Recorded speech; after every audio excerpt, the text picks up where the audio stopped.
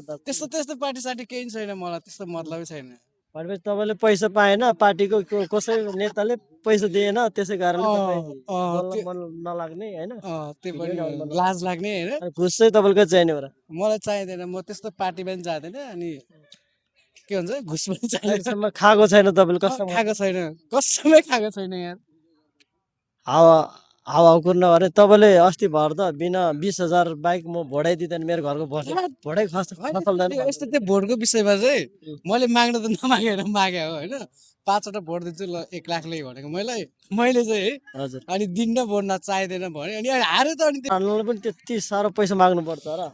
यस्तो हुन्छ यार, अहिले सबै घुस खाने अनि त्यही पैसामा बिक्ने भयो नि त। 30,000 माग्नु भयो तपाईँको घरको? होइन, एकजना प्रति मैले 20,000 मागेको। म एकजनाले 20,000? 5जना छ नि त मसँग। 5जनालाई त 1 लाख जाने भयो त। म त्यही भएर 1 लाख मागेको क्या। होइन कुन चाहिँ नेताले हो त्यो तपाईँको? त लापरवाको हो यार। राप्रपा ज्ञानेन्द्र साई? खोइ त्यो ज्ञानेन्द्र साई के थियो भनेपछि बुझ्दाखेरि त एमाले काङ्ग्रेस मात्रै होइन रहेछ नि त होइन, पैसा बाँड्ने त राप्रपा पनि रहेछ त। होला होला होइन, हो साँच्ची हो होइन। तपाईँले 20,000 खायो नि त 1 लाख भन्नु, तपाईँको घरको परिवार 5जना 1 लाख खानुभयो तपाईँले राप्रपाले दिएको। राजेन्द्र लिङ्गदेनको पार्टी हो नि त्यो त फेरि। खोइ त्यो कसको पार्टी हो क्या यो पार्टी नेता समार भयो त्यस्तो लाग्छ मलाई चाहिँ। अब पैसा बाँड्ने कुनै नेता ठिक लाग्यो नि तपाईँलाई? त्यो पायो भने ठिक हो, पाएन भने बेठिक हो सबै। यस्तो नि त, अनि नेताले बाँडे भन्दैमा अनि त्यसरी लिनुपर्छ र? ए यार, सबले खान्छ त, हामीले खानु हुँदैन? त्यो त हो।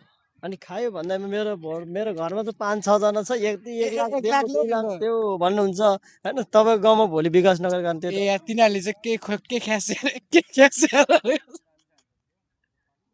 नाम पार्टीको नाम पनि थाहा छैन, तर 20,000 एकजना बराबर चाहिँ 20,000 लिनु भएको रहेछ पहिलाको भोटमा। तर अहिलेको भोटमा कति लिने थाहा छैनन्। अहिलेको भोटमा केही छ तपाईँको डिमान्ड? अहिले त भोट त छैन केही पनि। अहिले अनि चुनाव हुँदैछ त, अनि फागुन 21 गते चुनाव हुँदैछ त। अहिले दिन मिल्दैन नि त, हामीले पहिले त्यस्तो घुस पाएन छैन। अहिले मल के अरे अनलाइन ब्याङ्किङ के अरे अनलाइन सिस्टम छ अहिले भोट हाल्ने, अनि भोटिङ गर्ने सिस्टम। पैसा पायो भने दिने, न त नदिने। पैसा नै ठुलो छ तपाईँको लागि? देश ठुलो छैन, सबसे पैसा। देश त सबै खोक्रो बनाइदिन्छ क्या। त्यो छ नि, त्यो केपी त्यो मुर्दा केपी प्रचण्डे शेरबहादुर, अनि त्यसपछि के होमबहादुर। यति ओलीले बिगारेको हो भने त अनि अहिले ओलीको के अरे मान्छेहरू धेरै छ त, अनि सडकमा धेरै आइरहेको छ। तिनीहरू सबलाई अब ता लाग्दैछ क्या। अब हाम्रै पार्टी भन्नु के जेन्जी पार्टी त के भइसक्यो यार। मै हो एमाले छाती फुलाएर आइरहेको छ। छाती फुट्नु छ, फुटिसक्यो तिनीहरूको। भोलि त्यसो नभन्नु, फेरि तपाईँलाई पनि फुलाइदिन्छ त फेरि एमाले। एमाले यस्तो केही ख्यास्दैन। एमाले ख्यास्दैन होइन। है तपाईँको कुरा मेरो चाहिँ त्यही हो होइन। यसपालि तपाईँको जस फागुन 21 गते हुन गइरहेको चुनावमा तपाईँको डिमान्ड छ? डिमान्ड छ, 5जना छ, 1 लाख माग्ने, दियो भने भोट आयो, दिएन भने आएन ल। ए अन्तिम कुरा मेरो।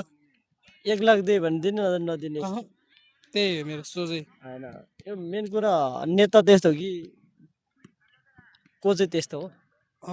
नेतै त्यस्तो हो यार, पैसामा जित्ने क्या, पैसाले जित्ने क्या। मन जितेर होइन, पैसाले जित्छ। भोलिको दिन तपाईँको ठाउँ विकास गर्दैन त नि? गर्दैन कुनै हालत पनि गर्दैन। हाम्रो ठाउँ मात्र होइन, उसले विकास गरेको पैसा त तपाईँलाई अनि दिँदै माग्दै ठिक हुन्छ त नि?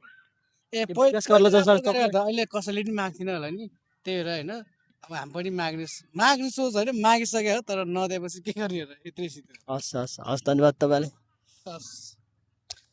ल साथीहरू, यो